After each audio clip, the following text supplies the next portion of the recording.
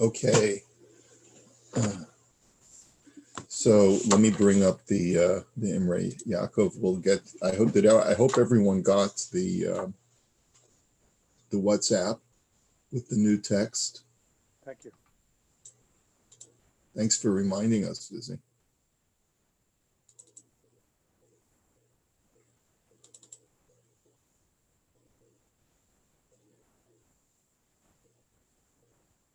Just bringing it up on the screen.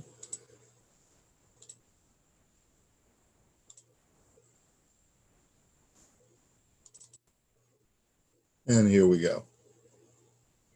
Okay, so good morning, everyone. Hope you all had a lovely Yantif. And let's get started with the next halacha. So just to get our bearings, we have been talking about committing oneself to giving gifts to others, to give preferential treatment to different people when you want to sell or give items away, and now we're going to talk about a related topic, which is when you give something to someone as a proxy, you cannot withhold, you cannot renege, I guess is the proper word, on the gift. So let's take a look at this halacha. Hamoser ma'oso chayfetz liyad chavera.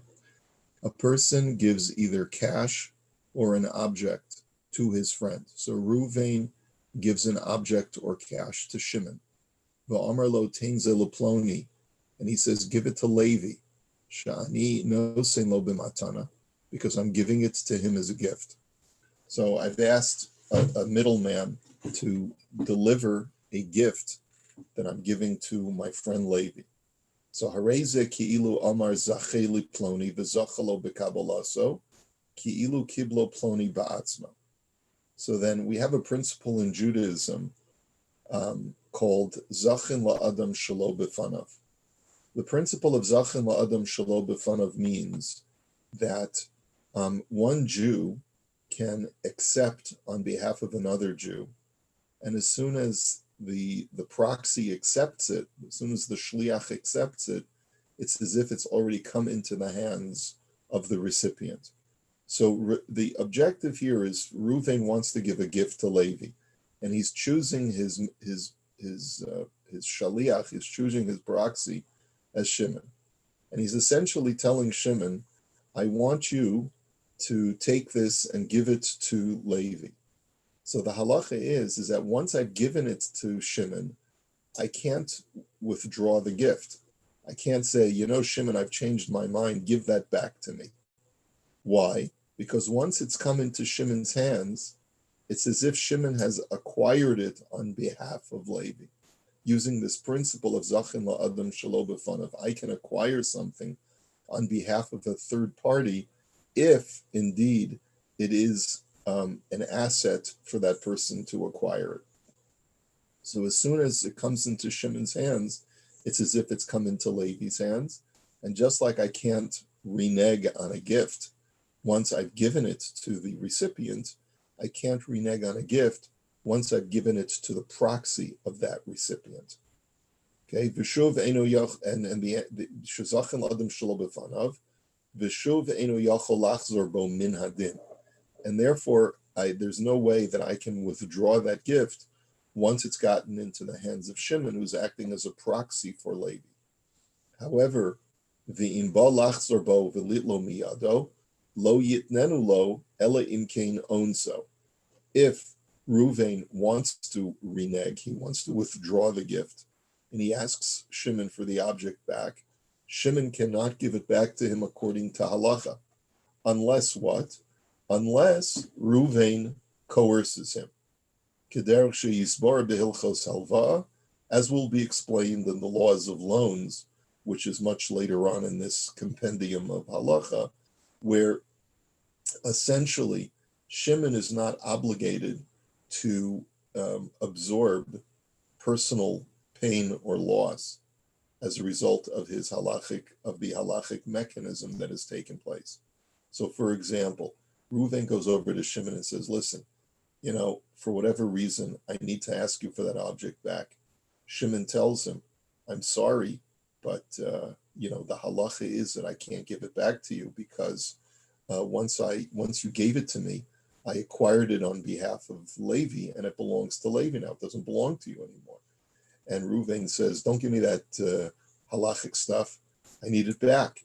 And if you don't give it back to me, either I'm going to punch you in the nose, or I'm going to force you.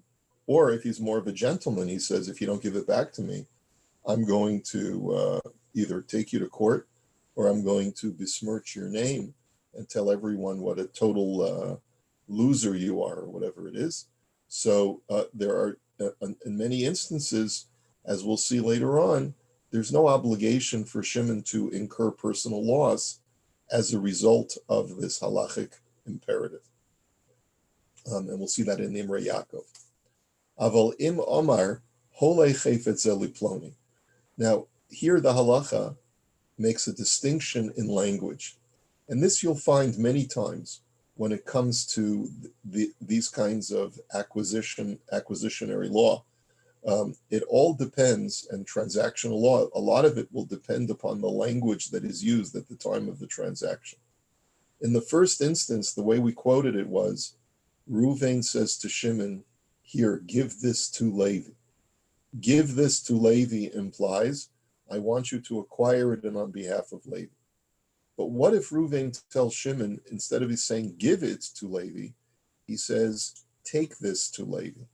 Transport it to Levi. So, sha'ani nosen lo b'matana, o saliploni, o yehezel. Or if he says, transport it to so-and-so. So either he says, take it to him, transport it to him, or this will be his. Okay? Using those kinds of language, Yachos alachzor bo min hadin im halahu ashir. Then, halachically, legally, Reuven does have a right to withdraw the gift because he has used a language that protects his ownership of the gift even after it's left his hands and got into Shimon's hands. Ella, let me turn the page, Ella sheyesh ba ze chisaron amana. However, there is, again, this issue of lack of good faith, imhi matana mu'etes, if it is a small gift. So first of all, he said that Levi is not a poor man. Im halahu ashir. Levi is not a poor man, the recipient of the gift, because if he was the recipient of the gift as a poor man, then I would be obligated through the laws of tzedakah to fulfill my pledge, right? But okay, so we're not talking about where Levi is a poor man. We're talking about Levi is of means. And if therefore I want to renege on my gift and ask it back from Shimon, I have a halachic right to do so. But still, there's a chisaron amana. There's an acting in poor faith. Imhi matana mu'etes. If it's like we learned before, if it's a small gift where there's a sense of reliance. Now here, if you take a look, there is a set of sources where the Rav Shulchan Aruch quotes his sources. And if you look over here in the margin where my cursor is, which is in the shape of a hand, you'll see that the Rav Shulchan Aruch says, V'tzarech iyon. He says, I'm not sure I understand why this is. Dahalo samcha daito kevin deloyodo klal mizeh. He says, we only said that there's a loss of or an act of poor faith when there's a sense of reliance, right? Now, if Levi doesn't know about the gift, what lack of good faith is there since there's no reliance? Levi doesn't know about the gift. So why can't I withdraw the gift if Levi doesn't know? This is the question of the Rav Shulchan Aruch on the Ramah, because he's quoting the Ramah here in Shulchan Aruch. And he leaves off with a tzarech iyun. He leaves off with, I'm not really sure about what the answer to this is. The other Meforshim, as we'll see from the Imrei Yaakov, say that we're talking about a situation where Reuven has communicated to Levi that he's going to give him the gift, and then he puts it in the hands of Shimon, right? In that situation, there's a loss of it's an act of poor faith if he withdraws the gift, even though it's within his halachic rights to withdraw the gift, provided that he's used the correct language of transport this or give this to Levi, and not I'm sorry. He says, instead of saying give it to Levi, he says take it to Levi or transport it to Levi. The cholzman shelo chazar bo yesh lashaliach la'aso shlichuso. But as long as Reuven has not withdrawn the gift, Shimon can assume that this is the desire of Reuven for him to carry through with the gift, meaning that, let's say Reuven gave it to Shimon, and then Reuven says, I'm leaving now, and you won't see me for a long time. There's no reason for Shimon to ever doubt that Reuven doesn't want him to carry through unless he has any contrary indication. And therefore, afilu mesa mishalech kodem sha'asa shlichusa. And that's true even if Reuven passes away before Shimon has an opportunity to follow through and give Levi the gift. So Reuven gives Shimon, let's say, a significant amount of money, and he says, I want you to give this to Levi. And then Reuven passes away. And you don't know, does this belong to the heirs or does this belong to Shimon? So in a situation where the decedent said, give it to him, so then halachically it already belongs to Levi once it's in the hands of Shimon and there's no issue. But if he said, take it to Levi, then Shimon has a conundrum, because on the one hand, Reuven maintained ownership of it, and now Reuven is dead. So technically, it's part of the estate of Reuven. And so what if the heirs now come along and say, hey, wait a minute, that gift that our father gave you, that's part of our estate. It could be our father wanted to give it to Levi, but we have no association with Levi. We're not interested in Levi receiving that gift. Give it back to us. No. He says, Ve'ein hayarshim yecholim levatel hamatana miyad hashaliach. He says the heirs do not have a right to annul that gift, even if it still is technically part of the estate. Why? Mipnei shemitz v'lekayim divrei hameis kishemoser liyad acher b'chayav. Because it is a mitzvah to fulfill the wishes of the decedent. And this halacha goes so far, especially because it is no longer in the possession of the estate. Because since we know that the decedent during his lifetime had given it to a third party, had given it to Shimon, then the heirs have no legal right to withdraw the gift. Now, this halacha of mitzvah l'kayim divrei hameis is a very important halacha that has many applications. Let's say this has applications to tzedakah, that if the heirs know that their father wanted to give a certain gift to tzedakah, they have to follow through.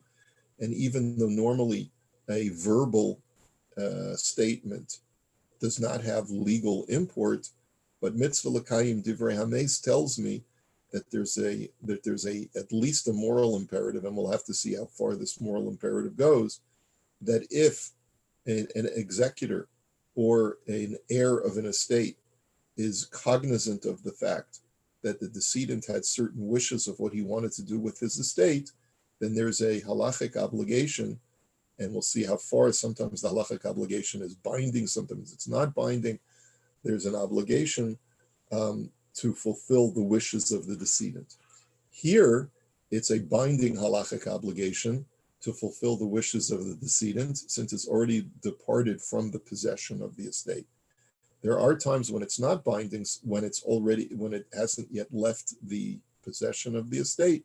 And we're going to talk about that in Imrei Yaakov as well. Okay, questions, comments before we go into the Imrei Yaakov? Okay, if not, let's get started with Sifkat and Chaf Gimel, over here, the previous page. Hamoser Ma'os. If Reuven gives money to, or an object to Shimon, and he says, give this to Levi. B'davka b'chi ha'gavna shenosein lo ata ha'chefetz biyada. And this is all specifically when there's a transfer of the object or the money at the time when Reuven makes his declaration. Va'omer lo tein chefetz ze leploni. And he says, give this object to Levi. Aval im mitchila lo balo yado al das lizchos lazeh. Me'achar kach omer lo tenei leploni. But let's say Shimon happened to be holding the object. It was already in Shimon's possession. So let's say Shimon had already borrowed an object that belongs to Reuven. And it's in Shimon's house.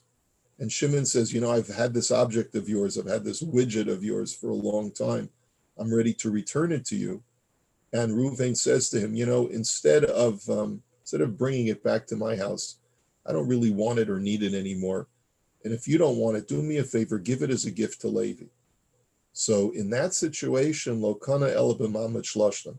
So since there was no transactional action at the time when Reuven made that instruction, so then Shimon does not become the legal acquirer on behalf of Levi, unless it was done in front of a tribunal.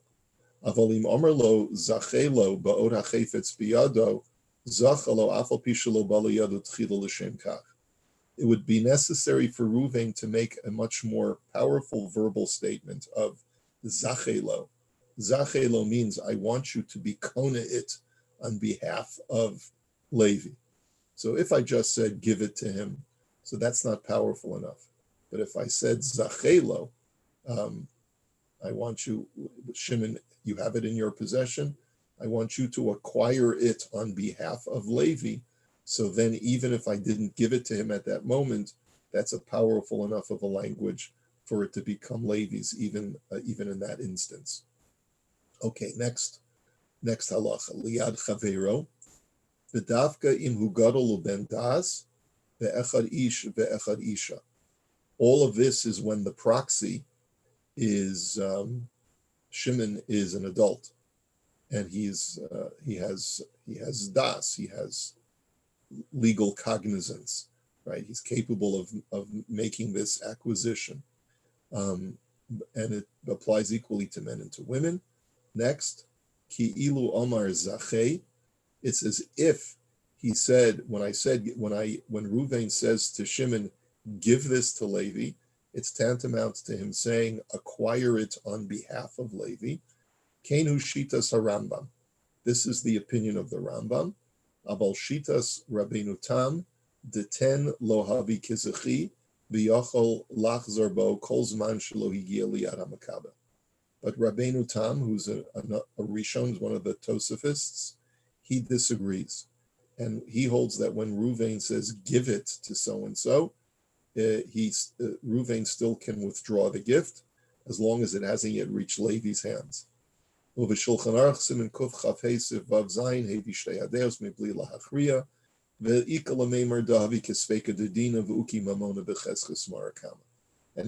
the fact that the Shulchan Aruch brings both opinions and doesn't tell us which one we paskin like, it's not so clear-cut, this halacha. It's not as clear-cut as the Rav Shulchan Aruch presents it.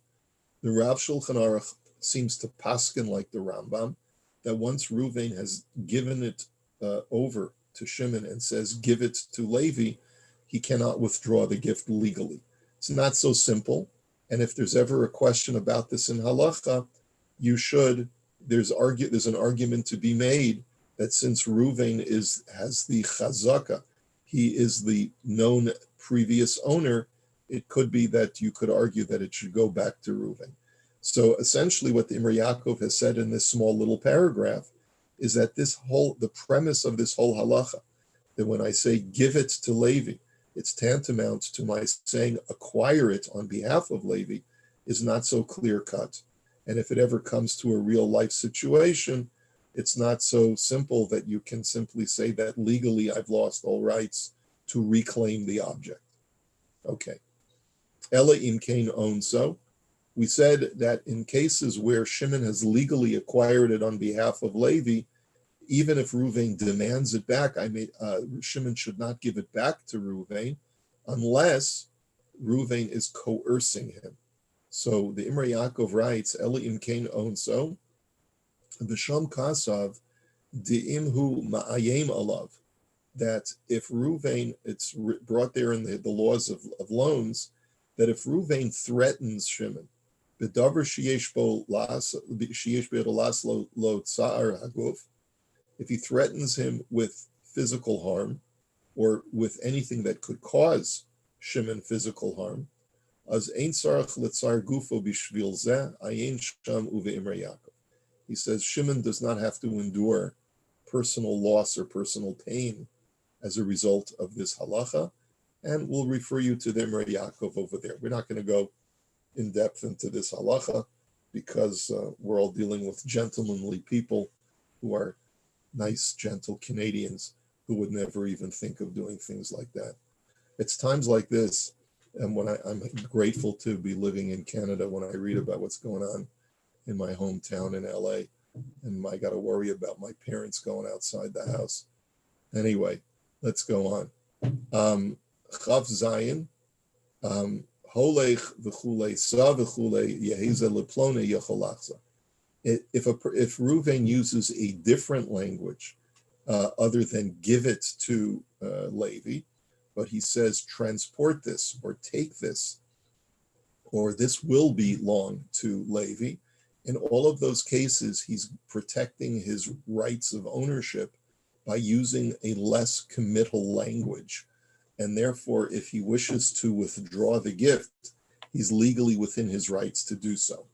So the Imrei Yaakov says, "Va'afal gav de lekamon legabe chov isa de'eno yachol lachzor," even though we'll see later on that when it comes to, if I owe Levi, if let's say Ruvain owes Levi money, and he gives the cash, he gives an envelope with cash to Shimon, and he says, please transport this to Levi.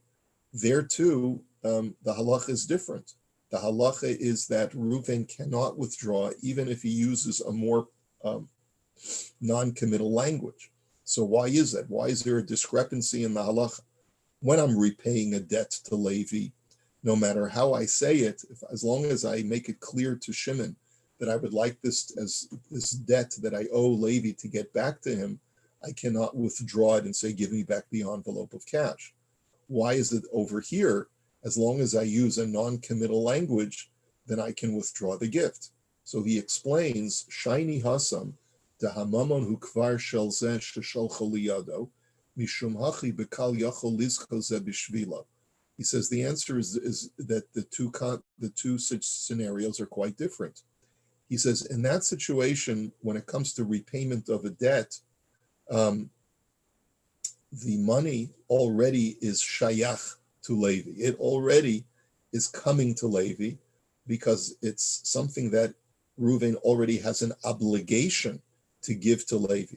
So therefore, even when using a non-committal language like transport this or let it be his, since it already is something that I owe to Levi anyway, so then I cannot withdraw the gift once it's left my hands and gotten to Levi's proxy, Shimon.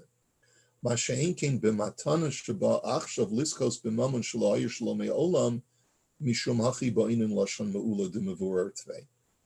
in this situation where I wish to give a gift, Reuven wishes to give a gift to Levi, there's no connection between that object and Levi until actually it belongs to Levi. And therefore you need a more committal language in order for that transfer to be irrevocable. So that's the difference. And I guess the purpose of this exercise in discussing this halacha is, number one, to recognize that there are different, very, very subtle shades of difference sometimes in the way that I phrase something that will affect the halacha. And also the scenario will change from one situation to another, depending upon the level of connection between the object and the recipient of the object. In a case of repayment of a loan, there already is a strong connection between the recipient, who's the creditor, and the object or the loan, the money of the loan. But in a gift situation, there's much less of a connection between the object and the recipient, and therefore I have to make a more committal language in order for the gift to be irrevocable. Okay.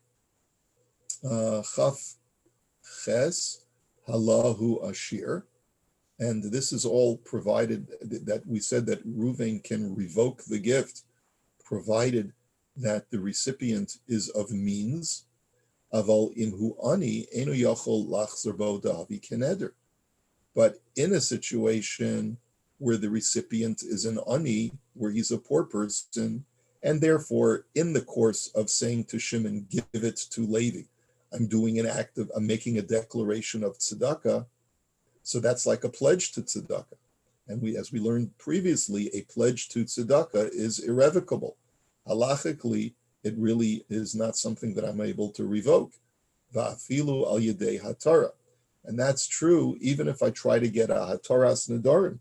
Now we learned before, he points this out, he says, Va'afte le'el sifdale kasavnu dim amar chayfet zet nanu la'aniyim davi neder umikol makom yachol la'hatiro. He says, we learned before that if a person made a declaration that he's going to give a certain gift to the poor, he can get a hataras nedarim. He can go before a tribunal and get an annulment of that pledge. Mikol makom hacha shemasru liad hashaliach shuv eno yachol lachzer ba. But because over here he's not only made a pledge that he's going to give it to Levi, but he's also done a transactional act of giving it to Shimon the proxy, saying give it to Levi, and Levi is an ani, then even getting a hataras nedarim he can't do. In other words, this level of commitment is so great. Uva asher talmud chacham ein masher kasafti le'el sif daled. And we also observed that when it comes to a talmud chacham, there are those that we saw that it was a machlokes. If the person that I wish to give the gift to is a talmud chacham, does that become like a tzedakah pledge or not? If the talmud chacham is not an ani, so there we saw there's a machlokes, a pledge to give something to a talmud chacham who's not an ani. Some said that's in the realm of tzedakah, and therefore it becomes like a binding pledge, that it is irrevocable. And some said that no, it's only talking about a case of an ani. Okay, so what I'd like to do is conclude this, the Imrei Yaakov on this halacha in Mirza Hashem tomorrow.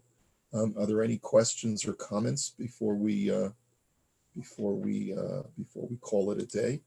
Very quiet crowd today. Rabbi, just a procedural question. What's our minhag for Tachanun till Yud Bet Sivan?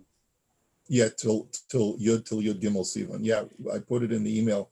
We don't say, in the shul, we don't say Tachanun.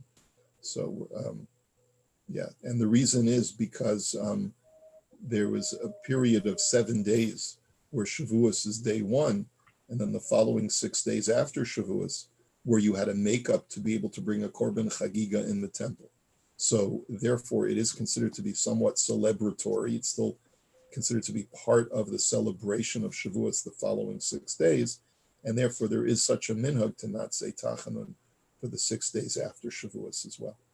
So is that the only change to the davening? Like we still stay Lam Natseach and everything else? Everything else is the same. Yeah. Okay, thank you. You got it. Have a great day, everybody. You too.